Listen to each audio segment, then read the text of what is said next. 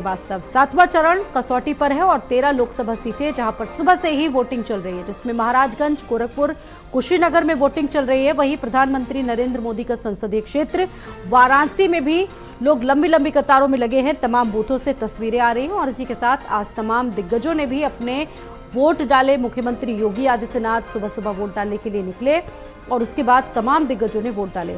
तमाम दिग्गजों की जो साख है वो दांव पर लगी हुई है। सातवें चरण का रण, इस सातवें चरण के लिए तमाम रैलियां, रोड शो किए गए। अब बड़ा सवाल यह है कि आखिरकार पूर्वांचल में किसकी पुरवैया चलने जा रही है, किस पार्टी का जोर सबसे ज्यादा देखने को मिलेगा। और साथ ही साथ विपक्षी गठबंधन की अगर बात करें तो विपक्षी गठबंधन ने भी इस सातवें चरण के लिए तमाम रैलियां की, रोड शो किए। खुद अखिलेश यादव और राहुल गांधी ने संयुक्त जनसभाओं के जरिए लोगों के बीच पहुंचने की कोशिश की, तमाम मुद्दों को भी गिनाया। और साथ ही साथ बुनकरों समेत यहाँ पर तमाम ऐसे मुद्दे हैं जिन पर लोग जबरदस्त तरीके से वोटिंग कर रहे हैं। और हर एक अपडेट इस वक्त भारत समाचार आपको पहुंचा रहा है। सुबह से लगातार 6 बजे से हमारी जो टीमें हैं वो ग्राउंड पर मौजूद हैं। ग्राउंड पर क्या स्थितियां हैं वो हम लोग आप तक लगातार पहुंचा रहे हैं। बात अगर की जाए पूर्वांचल की, क्योंकि ये आखिरी चरण है, समापन की तरफ अब ये चुनाव पूरी तरह से बढ़ चुका है। आखिरी चरण में कहा जाता है कि जातियों का बड़ा फैक्टर है और जातियां किसी भी पार्टी को एक निर्णायक भूमिका में लाने का मादा रखती हैं। अब सवाल यह है कि चक्रव्यूह का अंतिम द्वार कौन सी पार्टी भेद पाती है, किस पार्टी ने कितना जोर लगा रखा है, ये देखने वाली बात होगी। अगर बात की जाए बीजेपी के तमाम सहयोगी दलों की तो वो भी लगातार मैदान में। आप देखिए, दिग्गज सुबह से ही वोट डालने के लिए पहुंचे हैं। रवि किशन समेत तमाम जो दिग्गज हैं वोट डालने के लिए पहुंचे और लोगों से भी पुरजोर अपील की गई कि आप लोग भी अपने घरों से निकलिए और वोट दीजिए। गोरखपुर में सांसद रवि किशन ने अपना वोट डाला, वो बीजेपी से इस बार के भी प्रत्याशी हैं। वहीं मिर्जापुर से जो सांसद हैं, केंद्रीय मंत्री भी हैं अनुप्रिया पटेल, वो वोट डालने के लिए पहुंची, लोगों से मुखातिब हुई। मीडिया के सामने भी तमाम सवालों के जवाब उन्होंने दिए और लोगों से वोट की अपील भी उन्होंने की। इसके अलावा कुछ और जो दिग्गज हैं, आप देखिए गाजीपुर में अंसारी फैक्टर काफ़ी ज़बरदस्त तरीके से माना जाता है। अफजाल अंसारी मुख्तार अंसारी के भाई हैं। उनके निधन के बाद लगातार इस सीट पर सभी की नज़र बनी हुई है और काफ़ी हॉट सीट मानी जाती है ये।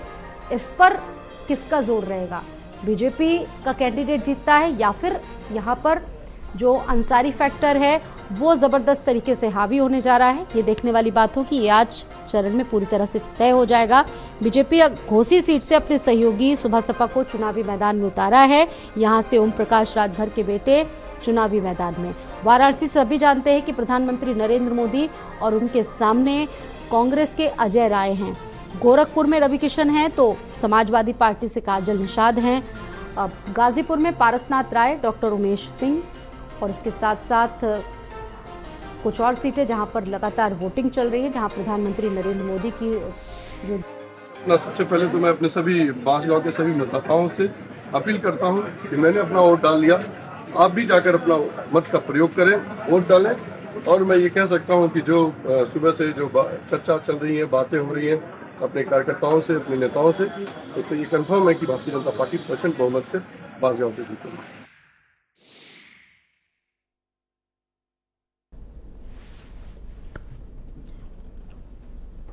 तो दिग्गजों की साख दांव पर लगी हुई है। साथ ही साथ बात करें देवरिया से शशांक मणि त्रिपाठी, उनके सामने अखिलेश प्रताप सिंह कांग्रेस से, कमलेश पासवान बांसगांव बीजेपी, सदर प्रसाद यहाँ पे कांग्रेस से हैं, रविंद्र कुशवाहा सलेमपुर से और रमाशंकर विद्यार्थी समाजवादी पार्टी से, नीरज शेखर बीजेपी से बलिया से ये कैंडिडेट है और उनके सामने समाजवादी पार्टी ने सनातन पांडे को उतारा है। महेंद्रनाथ पांडे चंदौली से और उनके सामने वीरेंद्र सिंह हैं। और वहीं अनुप्रिया पटेल अपना दल से आती हैं, रमेश चंद्र बिंद समाजवादी पार्टी से कैंडिडेट हैं, रिंकी कौल रॉबर्ट्सगंज और छोटे लाल खरवार को समाजवादी पार्टी ने यहां से चुनावी प्रत्याशी बनाया है। और प्रधानमंत्री नरेंद्र मोदी उनके सामने कांग्रेस से अजय राय चुनाव लड़ रहे हैं। बात अगर गोरखपुर की जाए, मुख्यमंत्री योगी आदित्यनाथ का गृह क्षेत्र और यहाँ से रवि किशन, साथ ही साथ काजल निषाद समाजवादी पार्टी से, गाजीपुर से पारसनाथ राय, अफजाल अंसारी की साख दांव पर लगी है। अरविंद राजभर सुबह सपा से और राजीव राय समाजवादी पार्टी से चुनाव लड़ रहे हैं। निश्चित रूप से पूर्वांचल विकास पे वोट कर रहा है और मोदी और योगी के राज्य में पूर्वांचल का विकास हुआ है, सड़कों का जाल है और आज सड़कों के आवागमन के साधन अच्छे हुए हैं, बिजली अच्छी हुई है, सुशासन है, गुड गवर्नेंस और कानून का राज है। इन सब को लेके पूर्वांचल के अंदर बड़े पैमाने पर लोग मतदान कर रहे हैं और मोदी और योगी के विकास के मॉडल को पसंद कर रहे हैं। तो तमाम दिग्गजों की साख दांव पर लगी है और इन क्षेत्रों की अपनी समस्याएं हैं, अपने अलग मुद्दे हैं और लोग भी इन्हीं मुद्दों को लेकर जबरदस्त तरीके से वोट कर रहे हैं। अगर बात प्रधानमंत्री नरेंद्र मोदी के संसदीय क्षेत्र की करें तो वहां पर बीजेपी ने तमाम नेताओं की फौज उतारी और तमाम मुद्दे भी बड़े प्रभावी रहे जिन पर बीजेपी ने पूरा जोर दिया। और खुद प्रधानमंत्री नरेंद्र मोदी का ये संसदीय क्षेत्र है और कहा जाता है कि तमाम मुद्दे यहाँ के बड़े खास माने जाते हैं। वही आपको बात बता दें कि 2019 में 13 में से 11 सीटों पर बीजेपी गठबंधन को पिछले 2019 के चुनाव में सफलता हासिल हुई थी। गाजीपुर और घोसी सीट भी काफ़ी महत्वपूर्ण है और पूर्वांचल की लड़ाई में कहा जाता है कि जाति फैक्टर की बड़ी भूमिका रहती है। एक समय ब्राह्मण और राजपूत चुनाव की दशा और दिशा तय करते थे। अब बीजेपी के सामने जातियों की चुनावी चक्रव्यूह को तोड़ने की एक बड़ी जिम्मेदारी है और एक बड़ी चुनौती है। तो वहीं बीएसपी जैसी पार्टियों के लिए अपने सियासी आधार को बचाए रखना भी एक बड़ी चुनौती साबित होगा। पूर्वांचल की 13 में से 11 सीटें फिलहाल अभी बीजेपी गठबंधन के पास है और इस बार भी जातियों का जो गणित है बड़ी ही दिलचस्पी से तमाम दलों ने देखते हुए गुड़े गणित को भिड़ाया है। और उसके बाद समाजवादी पार्टी की अगर बात की जाए तो समाजवादी पार्टी ने पीडीए फैक्टर पर बड़ा ही जोर देने की कोशिश की है। पीडीए पॉलिटिक्स पर बड़ा ही ध्यान दिया समाजवादी पार्टी ने और साथ ही साथ बीजेपी के सामने अपनी स्ट्राइक रेट को मेंटेन रखना, स्ट्राइक रेट को मजबूती से बनाए रखना एक बहुत बड़ी चुनौती होगी। अंतिम चरण में प्रधानमंत्री नरेंद्र मोदी की सीट पर भी सुबह से लोग वोट करने के लिए निकले हैं। आपने देखा होगा लंबी लंबी कतारें वहां पर लगी हुई है।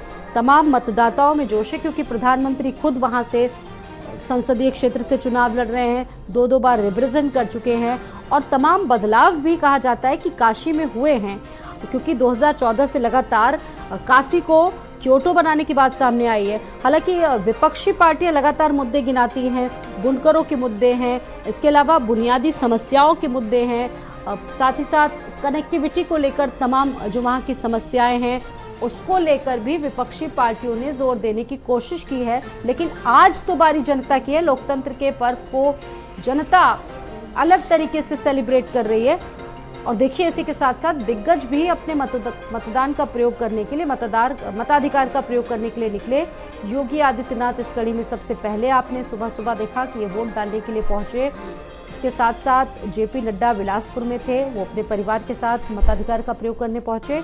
ओपी राजभर की साख दांव पर लगी हुई है। पहले आपको याद होगा कि 2022 का चुनाव था वो समाजवादी पार्टी के साथ थे, तब समीकरण कुछ और थे। उसके बाद फिर वो एनडीए में वापस शामिल हो गए और उनके बेटे खुद घोसी से चुनाव लड़ रहे हैं, अरविंद राजभर, उनके लिए उन्होंने ज़बरदस्त तरीके से कैंपेनिंग की।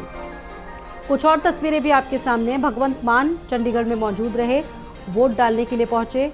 नीतीश कुमार, अनुराग ठाकुर हिमाचल प्रदेश पहुंचे वोट डालने के लिए क्योंकि आज हिमाचल में भी मतदान है। और इसके साथ साथ राघव चड्ढा को आपने देखा चंडीगढ़ में।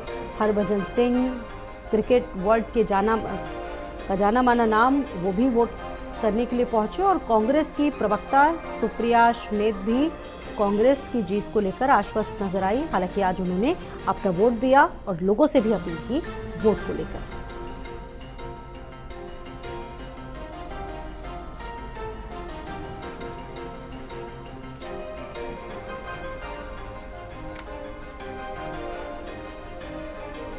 ये तस्वीरें अंतिम चरण, दिग्गज जमकर वोट करने के लिए अपने घरों से निकले।